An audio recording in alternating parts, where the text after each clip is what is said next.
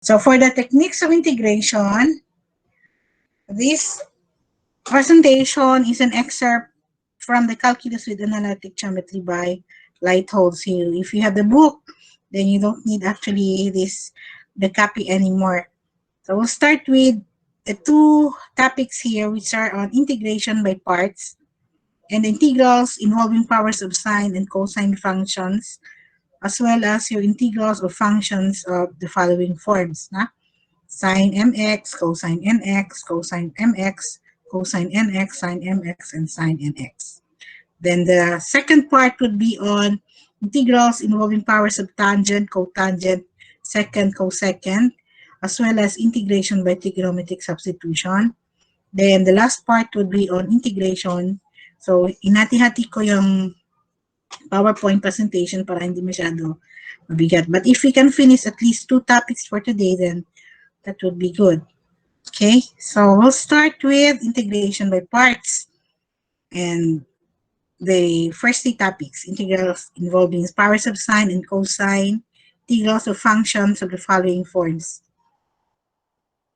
What is integration by parts? You start first with the product rule. So you have a product rule that is the derivative of a function f of x, g of x. And if we take the derivative, we take the first factor, multiply it by the derivative of the second factor, plus take the second factor here, multiply by the derivative of the first factor. And then when we transpose g of x, f prime of x to the left side, okay, what will we get? If we have f of x, g of x, f prime of x.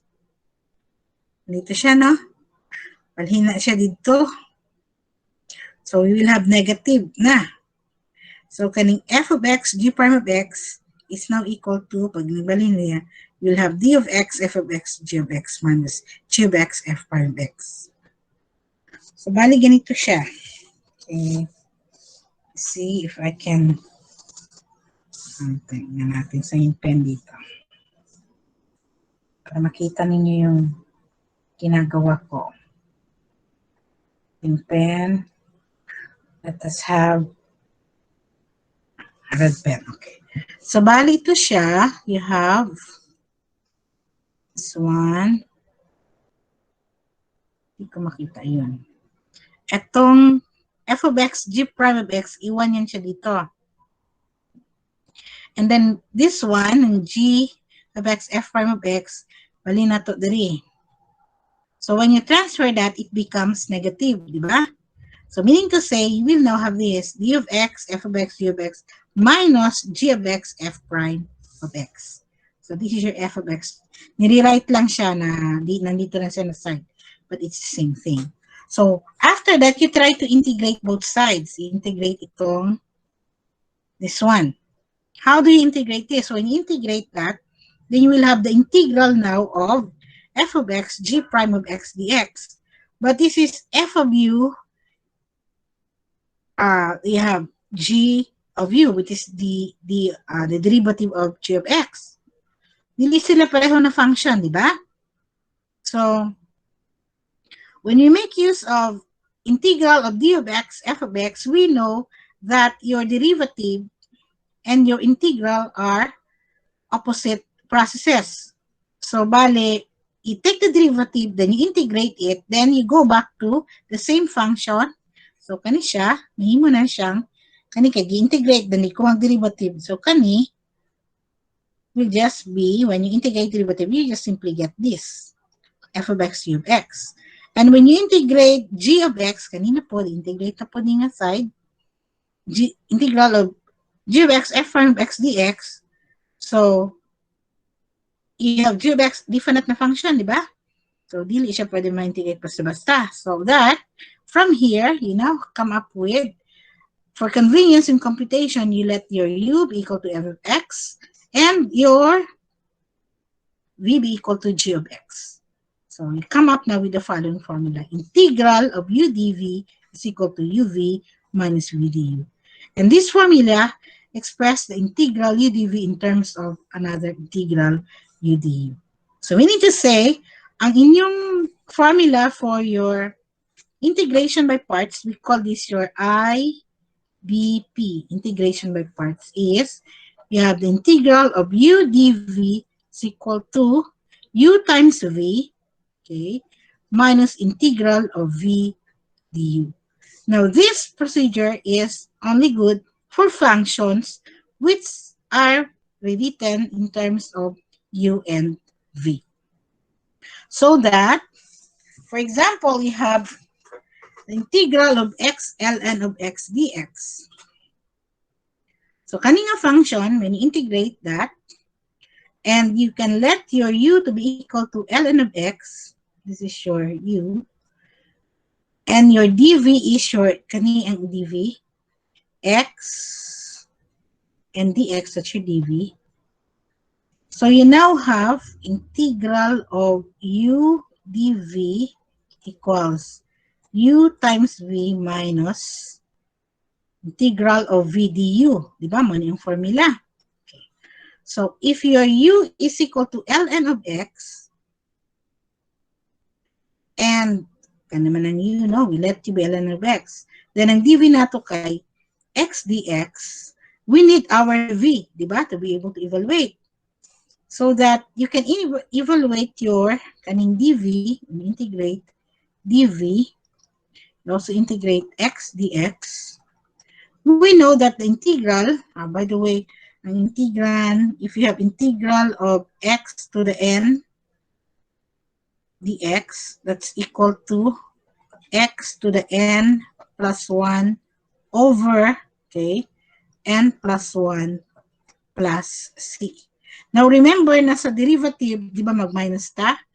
Pero because your integral is the reverse procedure, then instead of subtracting, you actually add the exponent.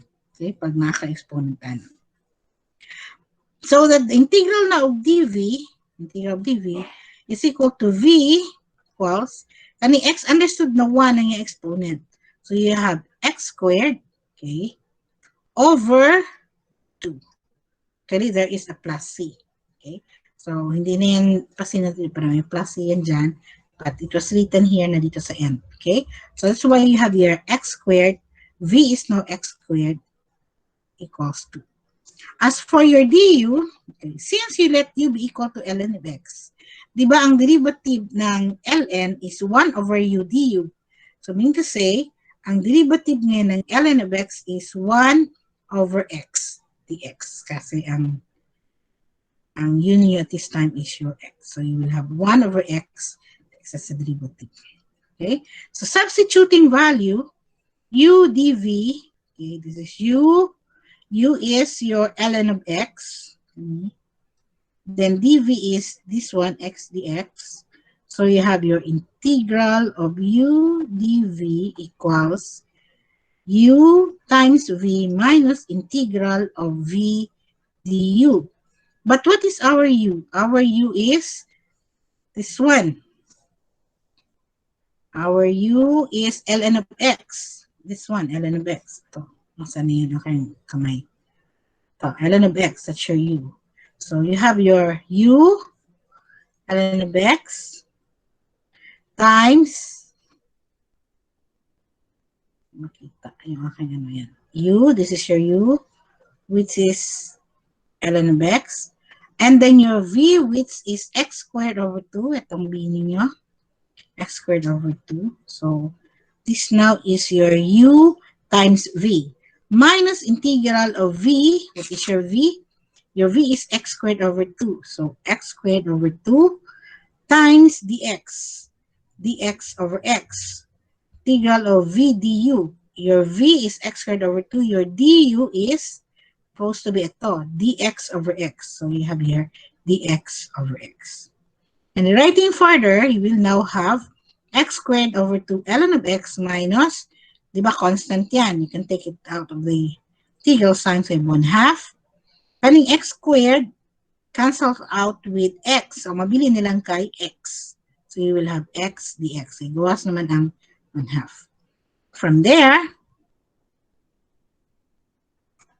tanggalin natin to kasi disturbing siya. Ay, dito na sa taas.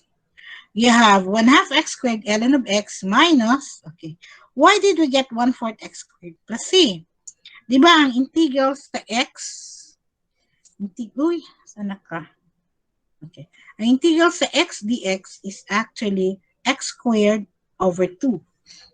So, kani siya, ang integral niya, when the integral sa x dx is equal to x squared, okay, 1 man ang exponent na, over 2 plus c, di ba? May plus c diha. So, you have x squared over 2. So, kani, ang answer ani kay x squared over 2 times 1/2. That's why you have 1/4 x squared plus constant c. Actually, kaning c nga naa diri, pwede man ka after mag-integrate ka, okay ra na, diri ang yung c niya kay after naman pag-integratean. So, the final answer will be 1/2 x squared ln of x minus 1/4 x squared plus c. Did you get it? Nasundan? Yes, ma'am. Okay. I know some of you, Yes, ma'am. sa ganing inyong course sa BS? Mechanical engineering. Mechanical engineering. So, naala may kalkilo sa inyong, sa inyong high school, senior high, no? Nakaagi mo gamay yung nani? Okay. Na, ma'am. Pero sa mo kay walay integral. Wala pa integral. Okay, wala integral. Okay. So, yung mga basic about integration, naaman katong libro, katong senior high na book, pag dili pa gani mo familiar sa mga basic na integration formulas, you please try to scan. Katong ebook nga akong gihatag nga pang senior high, naaman dito sa first part, you please try to review it, ha? Kaya para dili mo mag-list sa follow-aning atong topic. Okay. If you take a look at the book, nakabutang gud siya for senior high. So, dapat actually, nahuman na gyud mo ana. No? Pero, as I've said, ato man po gina-solve isa-isa. So, at least kung katong nakahuman, maka-review. Katong wala pa nakahuman, at least masabtan lagi hapon. But I need you to read that text, specifically katong mga wala nakaabotan ng mga integration. Okay? Mga basic naman ng integration pa rin diri. Yes, ang nadungag lang kay kaning technique. Sige. Let's go to the next example. This time, the problem is x sine x. Kung integral lang sa sine x, kabalo man ta mag-solve sa integral sa sine x, di ba? Integral of sine x dx. Kaya ang formula, di ba, ang derivative nata, if you remember, I gave you the formula, derivative of cosine is negative sine. Pero, ang integral, okay, ang isa is integral of sine is negative cosine. So, from DCNS, ang next na akong ihatag sa inyo na device that you can, mnemonic device that you can recall is Nisi. That is, the integral of sine is negative cosine. So, ang answer ani kay negative cosine x plus, muna integral sa sine. But this time, if you take a look, pa siya pakapin nga x. So, dili siya pwede na diretso sa formula. So, what do? We take a look again at your formula, integral of u dv equals uv minus integral of v du. So, sa may problema sa IBP or integration by parts, is the formula for integration by parts. Ang problema lang is unsang i-choose niyo na u o unsang i-choose niyo na dv. Okay? So, in this case, the value that was chosen as u was x. Okay, x. Take a look. So, ang i-choose 3 kay x. There. U is equal to x. And dv is equal to sine x dx. So that, after choosing your u, kwaon da yun ang du. What is du? Du is equal to dx. V is, okay. How did we get v? Diba, pag dv equals sine x, then you can actually integrate both sides. dv integrate with sine x. Kani kabaluman mo ani mag-integrate, di ba? Kaning sine x muna kung diri negative cosine x dx. Formula na siya. So meaning to say, ang inyuhang v is simply negative cosine x. And then plug in na yon. So therefore we have, okay, integral of u dv is equal to uv. Isulat ni Permi ang inyong formula. Pag mag-solve mo, minus integral of v du. Kaya nga no, kung maghatag kog points usually, kaning first part na ni 1 point pagsulat sa formula. Okay? So, from there, i-plug in na din. What is your u? Your u is x. So, kani siya, u is x.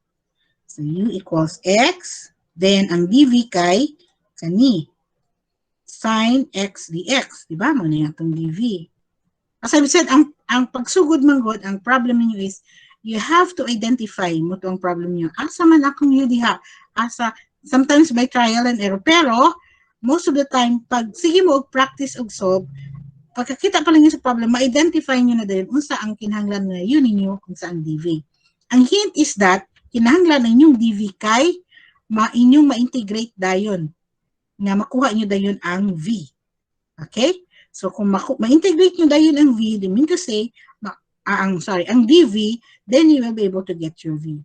But, naay mga special cases na ma-integrate niyo dayon ang v, pero maglisod gihapon mo o gamit sa udv. So, in that case, tanaw na po ninyo kung saan pwede ninyo, kay basic ang duha ka value, dali na ma-integrate. So, tanaw po yung isa plus ani. Kung namoy x dx, di ba, dali naman gihapon ma-integrate ang x dx, correct? Pero, kung kana siya, you will have a different solution. And let's try to solve this one first, having dv to be equal to your sine x dx. So, v now is equal to negative cosine x. So, substituting, your u is x. So, in u. So, this is your dv na.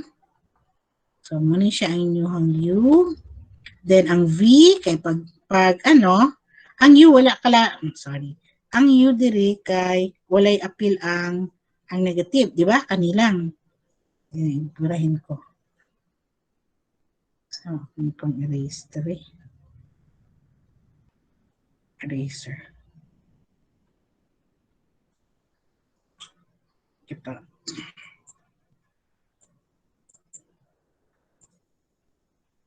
Ayaw niya mag-erase.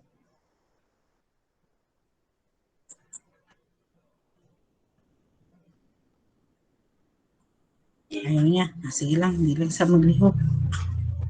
Basta kung ang akong is tama lang din ang inyo ha. Wait. Ano kong pen? Tama na dili. Kanila ang inyong u bali. Kaning walay appeal ang negative. Walay appeal ang negative. So, ganyan. Kanila ang inyong u. Kani x lang. Kanilang. So, ang inyong v kay appeal ang negative. That is negative cosine x. Ang inyong v. Diba? Kanduha ni. Kaninyong v. Appeal ang negative. So, your v. So, if u times v, y minus integral of v du. Our v there is minus man daw. So, minus of minus, may mo na siyang, that's why you have minus of minus, may mo na siyang plus. Ayun, that's why you have a plus. Cosine of x. So, v, then ang du, v du, ang du kay dx man. So, this is your v, then this is your du. Now, this one, kani negative x cosine x, mura man nag-copy ana diha. Then what is the integral of cosine? Okay? Kung ang integral sa sine is nisi man, integral sa sine kay negative cosine, ang integral sa cosine kay positive sine. Okay? So another formula here, gina-incorporate ko na lang yung mga formula para ma-recall nyo. Integral now of, doon ako magsulat. Integral of cosine of x dx is actually equal to, okay, pag integral sa sine kay negative cosine. So, pag integral sa cosine kay positive sine x. So, positive siya. Plus, okay. Then, in example 2, if instead of our choices, mata akong gisulti ganin sa inyo, view and dv as above, and you let your u to be sine x, kaya diba, yun ko, i-choose ninyo ang dv sa yun na siya ma-integrate. Ang dv baya, kung i-choose ninyo ang x dx, sa yun na baya gihapon sa ma-integrate. Mahimo siyang x dx. Pag integrate ana, you will have integral of dv equals integral of x dx. But you know that integral of dv is v. Kani siya, mahimo siyang x squared over 2 plus c. Okay? So, ang v niya is 1/2 kani. 1/2 x squared over 2. And since u is equal to sine x, then ang du, what is the derivative of, balik na po sa formula, d, c, and s. But sine man, so sa derivative sa sine, kung ang derivative sa cosine kay negative sine, ang derivative sa sine kay positive cosine. Are you still with me? Yes, ma'am. Yes, ma'am. Yes, ma'am. Yes, ma'am. Kasi baka mamaya, pareho kanina, sige ko lecture, dayon, wala na di ay ko'y audience, wala na ko estudyante kay nagkuha na. Kanang, unsay tawag gani, nawala akong internet. So, dili mawala ang internet at the middle sa akong discussion. So, v equals 1/2 x squared. Ano yung v? Katong ganina, di ba, lahi ang atong gamit ng dv. So, that's why I said, lahi po ng answer. You will have integral of u dv equals, so ang u ninyo kay sine x, kanin u, then ang dv kay x dx, no? Kanot ka to, dv kay x dx equals, by formula, integral niya is equal to u times v minus integral of v du. What is u? U here is equal to sine x. This is your u. Times v. V is 1/2 x squared. This is your v. Minus 1/2. Okay. 1/2 x squared. 1/2 x squared cosine x dx. Because your v is 1/2. Kanina v ni 1/2 x squared. Okay. Then, ang du ninyo kay kani cosine x dx. This is your du. So, the integral on the right is a more complicated than the integral which we started, thereby indicating that these are not desirable choices for u and dv. Muta kung sultigin nga, pwede man di ay gihapon siya integrate. Pero ang result niya is more complicated. Mas na-complicate pa. Saan po ni mo na kay a function of x squared and cosine x. So, mean to say, kaning choice sa dv is not correct. That's why it says, it may happen that the particular may require repeated applications of integration by parts. So, it can also happen na pwede na pagkahumani mo IBP, ang next dapat na step, mag-IBP gihapon ka or mag-integration by parts gihapon ka. Example, u is equal to x squared and dv is equal to e to the x dx. From this example, okay, and this example, we let u be equal to x squared. So, ang u, kanyan mo u. Then, ang e to the x dx, muna yung gihimo niya nga dv. So, pagkuha sa u, you should be able to get the derivative. What is the derivative of x squared? Diba? 2x dx kay x to the 2 minus 1, then multiply 2. So, 2x dx. Only question na. What's the integral of dv e to the x dx? Integral of dv is equal to integral of e to the x dx. Now, remember, di ba, ang atong na, ano pa man kay ang derivative sa e to the x is equal to e to the x. So, similarly, ang integral sa e to the x dx by formula is equal to e to the x plus c. So, the same lang gihapon, no? So, integral ana kay e to the x plus c, actually. So, you now have your integral of dv is your b. Okay, so correct niyan. We have then, okay, from here, this is your integral of u dv. Okay, ang saang u na to, kaning x squared, ang dv na to kay e to the x. Equals u times v minus integral of v du. So what is our u? Our u is x squared. And our v is e to the x. Ngayon lang sa unahan ng si later na siya. So v is equal to e to the x from here. So minus, okay, u times v na, no? Integral of v du. What is v? Our v is e to the x. Here v. Our du is 2x. Kani, 2 and then your x. dx. 1 du. So, nasulat na natin tanan. So, we now apply integration of parts to the integral on the right. Integral on the right. Kani. Kay kani, dili naman po siya basta-basta ma-integrate on its own. So, if we let u bar be equal to x this time, i-rewrite na po nato instead na u man ta, nagsugod man tag u, then you can rewrite, pwede po u sub 1. Some people make use of subscript, pero pwede gyapon ng u bar. If u bar is equal to x and dv bar equals e to the x dx, then, for the second time, you will now have your du bar be equal to dx and dv bar is equal to e to the x. So that, from there, ako saan isulat para makita ninyo. X squared e to the x minus 2 integral of x e to the x. Okay. You have x e to the x dx. You now have minus e to the x dx is now equal to x e to the x minus, pag integrate na po ani, ang integral ana kay e to the x, and then plus c bar, but pasab doon kay na may c ganina, di ba? So, gi-integrate katong kaning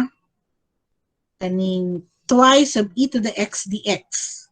Integrate ang twice e to the x dx. So you have x squared e to the x dx is now kaninang bagong answer niya din. Integrate natin isulat para makita niyo. You have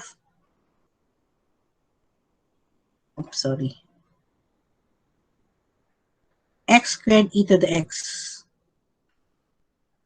X squared e to the x. Ano ko isulat? X squared e to the x dx. Diba ang first kay x squared e to the x dx. So ang first na solve kay kani answer. Oops. You have x squared e to the x minus 2 integral of x e to the x. X squared e to the x is equal to x squared e to the x minus 2, okay, integral of e to the x dx. Muna itong ganina. So, na first nina solve making use of your u dv is equal to uv minus integral of v du. Pero kanina pod, kinahanglan na pod nato balik og e to the x ba yan? 2x e to the x, na x. 2x e to the x. Naatay x diri. Okay. 2x e to the x. Remember, ang derivative lang sa e to the x kay e to the x lang, walay x. So, meaning to say, kinahanglan na pod ni apply your integration by parts. So, why mo ni siya? Kani. I-apply ang integration by parts. Integration by parts. So, i-apply integration by parts, naglet na pod ta katong ganina, o kani, u bar equals x, dv bar equals e to the x. So, for the second time, you have your u bar, e to the x, and then your dv bar is your dv bar is your e to the x dx. So u bar equals e to the x, and then dv bar is equal to u bar is e to the x, and then your dv bar is your x dx. Correct ba? E to the x dx. U bar equals x, e to the x dx. Sorry, u bar is equal to x. Mali yan. U bar is equal to x. X dapat. And dv bar is e to the x dx. So from there, you have u times v. So, ang v na to kay e to the x naman po. So, you now have u times v minus integral of v du. What is v? E to the x. Then du is your, this is your u bar, your dx. Then that implies your du bar is equal to dx. So, you have v du. So, kanisya, ma-integrate naman. You can integrate naman e to the x. What's the integral of e to the x? That's your e to the x plus c bar. So, isumpay, di ba na may 2 daan kanina ay 2. You have 2 here. Oops, sorry. Ano ba yan? Ayan, may 2 man siya daan. May siya 2 kanina. So, 2 there, x e to the x. And then simplifying x squared e to the x minus 2x e to the x plus 2 e to the x plus c. And you have this answer now. So, kaduha, i-apply ang integration by parts. The other example, make use of the property on IBP pa rin ito, but this time, you have to recall the definition of the derivative this time as well as saan pagsulat sa inyong tangent squared. So, definition sa tangent squared. So, tangent squared can be rewritten as your second squared x minus 1. Ay, kana nga form. Muna, if I remember, somebody asked me, Ma'am, kinahanglan ba hello? Are you still with me? Hi, ma'am. Okay. Yes, ma'am. Okay. So, di ba na nangutana kung mag-memorize na ba daw og mga mga identities. So, I told you, kinahanglan na next time. So, this is now the time na dapat kabalo mo sa inyong mga trigonometric identities. Yung basic na trigonometric identities, di ba, ang basic natin kay, sige, ako lang recall para may recall sa uban. You start with cosine squared, oops, ay, nako. Cosine squared plus sine squared cos 1. Okay? Then, when you divide cosine squared the entire thing, you will have, mag-derive ta ha, so cosine squared divided by cosine squared, x na x. Cosine squared x plus cosine squared x plus sine squared x over cosine squared x equals 1 over cosine squared. So, ang next identity, ana, kay may siyang 1 plus, kung sa man ang sine over cosine. Kadumdum pa mo? Kung say sine over cosine. Tangent, ma'am. Tangent, ma'am. Tangent. Yes, tangent. Kaya ang cosine over sine kaya yung tangent. So, tangent, okay. Tangent squared. Kay sine squared man, no? Sine squared. So, tangent squared x plus, what is 1 over cosine? Second squared, ma'am. Okay. So, second squared. Okay, second squared. So, that's why, ang tangent squared, kaning tangent squared is actually defined from, maderive na po, tangent squared x is equal to second squared x minus 1. Kani, okay, muna siya, nganing tangent squared dito was rewritten as your second squared x minus 1. So, kani nga time, magkinahanglan na gyud mo katong mga identities na dapat, actually, pero mataas naman ko din yung pag-solve, pag dili mo yung memorize kayo. Ma-derive man ninyo from here, na-derive ba yan na to, no? Pero, kung memorize nila ang tangent squared kay equals siya sa second squared x minus 1, that would be best. Pero from here, ma-derive man siya actually. So, pag tangent squared equals second squared x minus 1, maka-derive gihapon ka sa inyong cotangent squared. Okay? So, dari na ta. From second cube x, you now have, let u be equal to, from here, mo na yung problem man. Kaning problem. If your du is second x tangent x, so second x tangent x, why? Because your u is second x. You remember on sa mga formula na to, mo to ang na-skip po na to before na I told you to be, meron. Sec. Natay kwan, formula, di ba? You remember your box? Do you still remember your box? Nasa ganito? Yes. Ang box na to, sa derivative. Okay, sulat ko. Kaya para maka-remember ang uban. So, ganito, sec.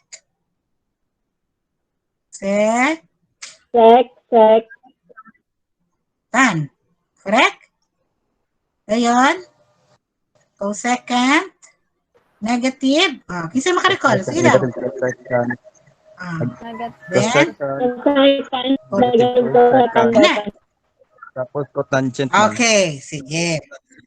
Okay, correct na? So, what is the derivative now of you let u be equal to second x, kani, let u be equal to second x. The derivative of u will now be, asa man derivative ani pagdilita? Second tangent. Correct? Kani, derivative ani is second tangent. So, muna siya, second x, tangent x. So, sa integral dv, kani, wala pa muna ka-memorize anino. So, mag-memorize po mani, what is the integral of second squared x? So, integral of second squared x is your tangent x. Probably, pag night time, maghatag hapon ko o mnemonic device. Pero, as of now, ang atong buhaton lang is, you just accept the formulas as it is. Okay? So, the integral now of second squared x is tangent x.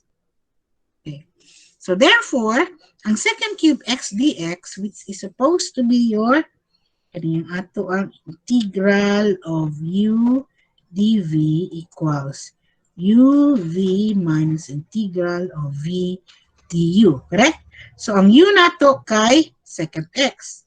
So, ang dv nato kay second squared x dx. So, diba, second cube na siya. Kay ang u ni mo kay second x man. Then, ang dv kay second squared, di mo na siya ang u dv. Second x tangent x. So, ang u na to kay, this our u, second x. Ani. Then, ang v na to, na-solve na as tangent x. This is this. Minus v du. What is our v? Our v is tangent x. Okay. Which is this, tangent x.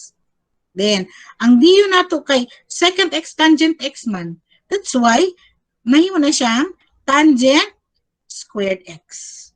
Ang v du. Kay v which is tangent x times du which is second x tangent. Nasundan? Nakuha? Yes, ma'am. Yes. Anyone? Yes, ma'am. Nakuha? Kani ba? Anong v du Yes, is second x tangent squared? Okay. Yes, Sige. ma'am. Nakuha na?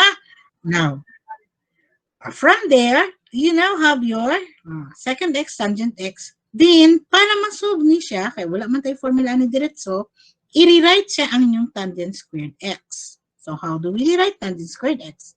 Write as second squared x minus 1, which is this. Basta tangent squared x, i-rewrite sa second squared x minus 1. Then, this time, maka-integrate nito sa second cube x dx. But what is second cube x dx here? Pareho ba siya ani? So, kani siya, ibali na po nato na diri. Kani o kani. Ibali na to. Tapos, mabili na lang kay second x tangent x integral of second x tangent x. Ana siya. So, mahimo na siyang twice. Baka, ibali mo itong isa pa. Twice of second cube x dx. And ang mabilin sa pikas kay second x tangent x. Then, ang integral katong isa ganina, kani integral sa kaning second x dx, formula, masolve na siya din as ln second x tangent x from the formula. Kani yung integral. So, plus 2c, y2c, we just consider that you have a constant. So, from there, you have 2 here. Divide both sides by 2.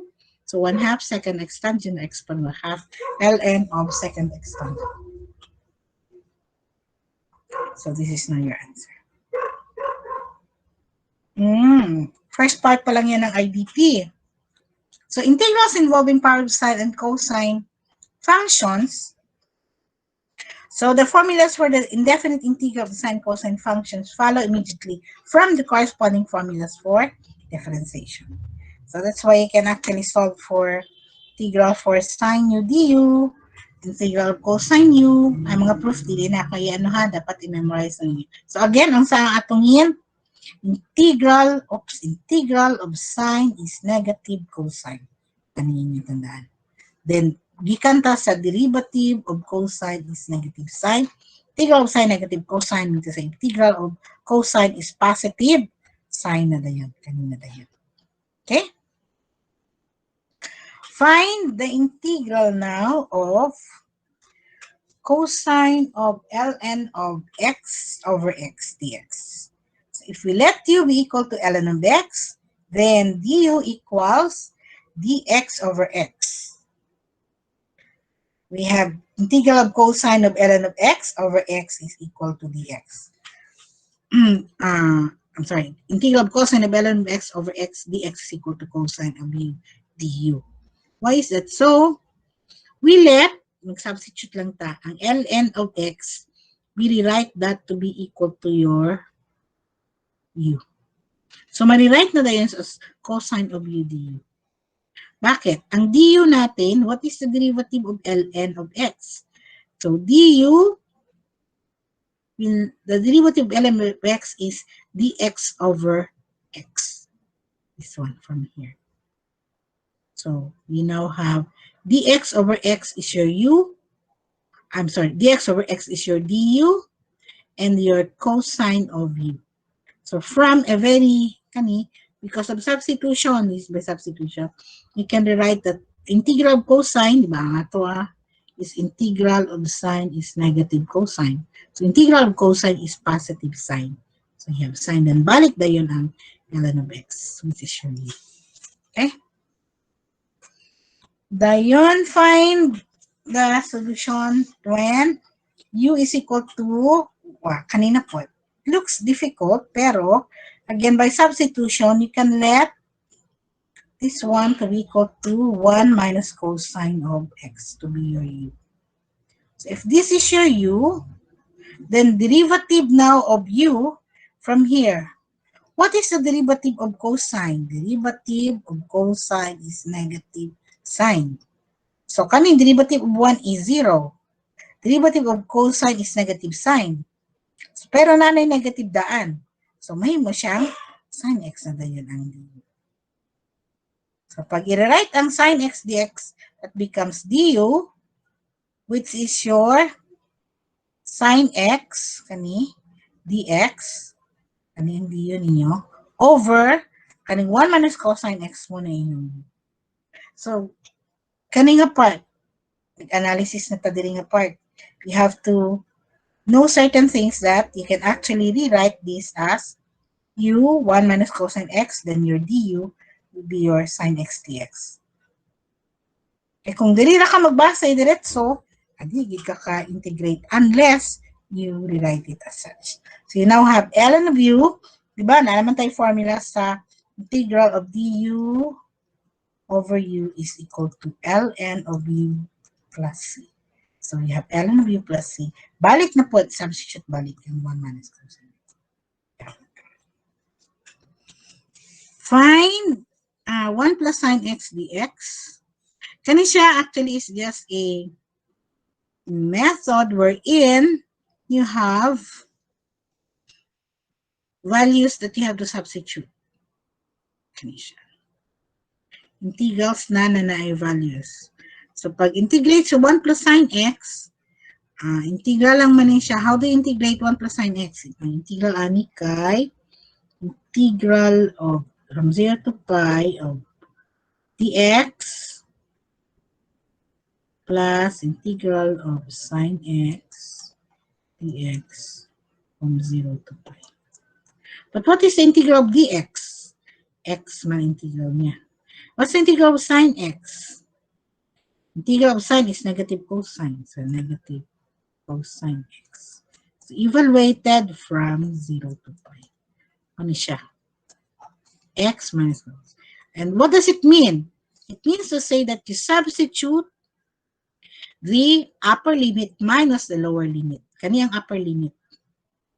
Basta na siya values. So, pi, that's the upper limit. So, you have pi minus cosine of pi, kaning diri, upper limit, then minus, okay, x, which is 0, minus kaning lower limit na yun, cosine of 0. But what is pi minus cosine of pi? Okay, what's cosine of pi? It's 1. So 0, cosine of 0 is 1. So pi, 1 minus 1, 0. Okay. So we now consider 4 cases of integrals involving powers of sine and cosine. So the method used in each case is shown by illustration. That is, cosine of cube. Manina po, kato akong sulti ganina nga, dili mo magamit o katong inyong mga identities. Again, ang saan identity gigamit? Here, recall that cosine squared of x plus sine of x equals 1. Are you still with me? Yes, ma'am. Yes, ma'am. Okay ba? Ma'am. Okay, so, kaning 1 minus sine squared of x is equal to cosine squared of x. Kaya nga no, you will have cosine squared of x equals, balin lang, 1 minus sine squared of x. So, kaning identity na po ni. Kaning sims. So, kaning very simple identity, dapat memorize na ninyo. Kaya daghan kayo ma-derive from this identity, okay? So, cosine squared x equals 1 minus sine squared x. So, cosine squared, i-replace na ninyo by 1 minus sine squared x. And remember, pag naamoy integral of u du, diba? Function, then derivative niya, ma-integrate na siya na yun as integral of u du is actually equal to what? U squared over 2. So, if you have 1 minus sine squared x cosine x dx, you have cosine cube x dx equals, sibit na da yun, cosine x minus sine squared x cosine x. Pero naaman tayo formula para sa integral sa cosine. Diba? Naaman mo is ni C. Integral of sine is negative cosine. So, integral sa cosine kay positive sine. How about sine squared x cosine x? Kaning sine squared, if you let u be equal to sine x, naka u squared. Then ang du will be equal to your derivative of sine kay positive cosine ba. So, mahima na siyang, okay, sine squared x cosine x dx is now equal to u squared du. And katong apart, kanilang apart, kani this one. Naamoy, kung sulat na para makita nyo, sine squared x cosine x. So, kung ilet ninyo na as your u squared du, okay, integral of u squared du, or your u is sine x, then integral na kay, saan gani, pag integral, mag-add, di ba? U cube over 3 plus c. So, that's why you have there 1/3 u cube over 3 plus c. Plus c1. So, combining, you will have sine x, katong ganina, minus kaning integral ani. So, you have that one. So, I think, mag-stop sa ako diri